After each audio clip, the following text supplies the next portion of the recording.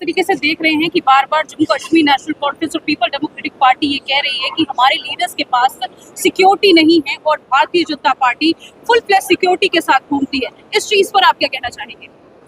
आप खुद देख लेना, मुझे भी देख लेना, इनको भी देख लेना। देखिए, हमारे भी सिक्योरिटी पर्सनल जो है वो विड्रा हुए हैं, क्योंकि लगता होगा इनको कहीं पे चुनाव वनाव चल रहे हैं, देश भर से लोग भेजे होंगे, यहाँ सिक्योरिटी फोर्सेस भेजे होंगे। लेकिन ये हाय तौबा बहुत मचाते हैं कश्मीर वाले, और खासकर एनसी, पीडीपी, ये सब लोग जो हैं ये सब इकट्ठे हो जाते हैं इस विषय के ऊपर कि हमारी सिक्योरिटी विड्रा हो गई। कहाँ विड्रा हो गई? सब लोगों के अगर एक एक दो दो लोग हमको राष्ट्र हित में देखते हुए हमको थोड़ा सा कॉम्प्रोमाइज भी करना पड़ता है, लेकिन इनका एक ही विषय रहता है कि हमारे साथ 15-20 लोग हों, हम ताम झाम से जाएं, राजा बनकर जाएं क्षेत्र के अंदर। अरे कभी रंक बन के भी जाओ, जिन लोगों ने तुम्हें चुनकर भेजा है उनके साथ भी कभी सीधे बैठकर बात करो।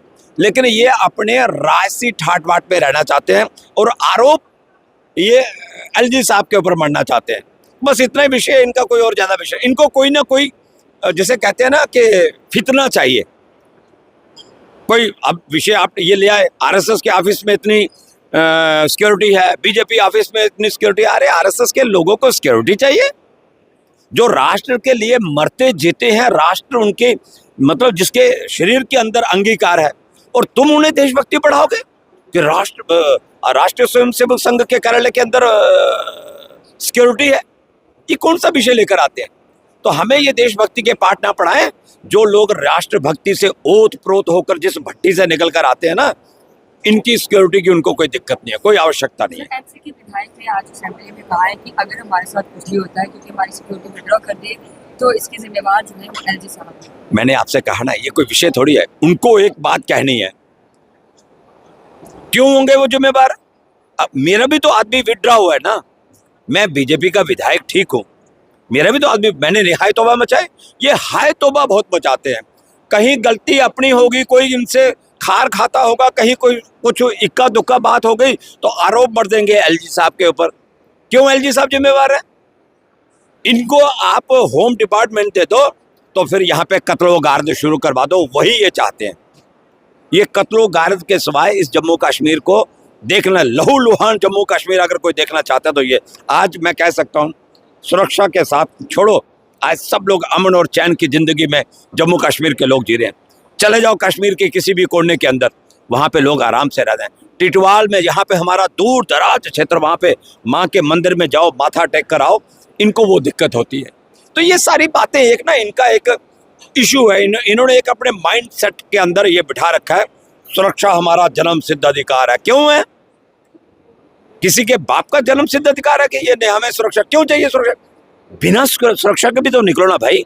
अगर आपका ईमानदारी से चल रहे हो, जनता का काम कर रहे हो, हम तो ऐसे निकल जाते हैं अपने क्षेत्र के अंदर। लेकिन इन्होंने एक मुद्दा एलजी साहब के ऊपर, गृह मंत्रालय के ऊपर इस तरह की ये बातें करते हैं।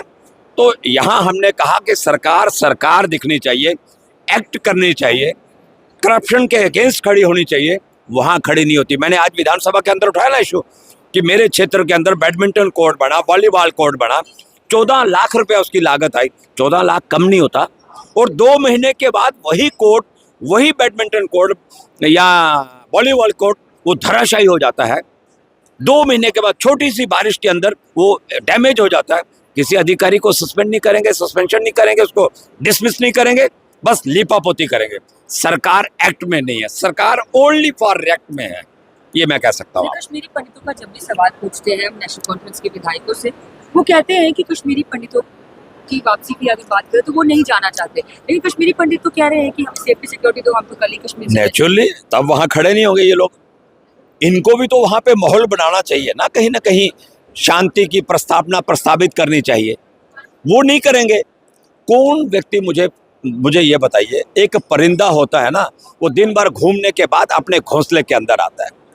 30-35 वर्ष हो गए हमारे कश्मीरी पंडित भाइयों को घर से निकले हुए, उनकी भी इच्छा करती है कि हम भी अपने घरों के अंदर जाएं, वहाँ पे अमन और चैन की जिंदगी जिए, वहाँ भी हम लोग ठंडे उस वातावरण में रहे। लेकिन इन लोगों ने उस समय एक माहौल बनाया और उन लोगों को घर छोड़ने पे मजबूर किया, तब इनको वो नहीं दिखता। तब इनको सुरक्षा नहीं दिखी थी कश्मीरी पंडितों की। आज इनसे अगर एक दो आदमी कोई विड्रा होते हैं तो इनको इनके पेट में मरोड़ पड़ते हैं, इनको दिक्कत होती है। तो ये मैं कहना चाहूँगा कि इनकी कथनी और करनी में अंतर है, तो ये अपनी कथनी और करनी को संभालें, आगे सब ठीक हो जाएगा, ये मैं कह सकता हूँ।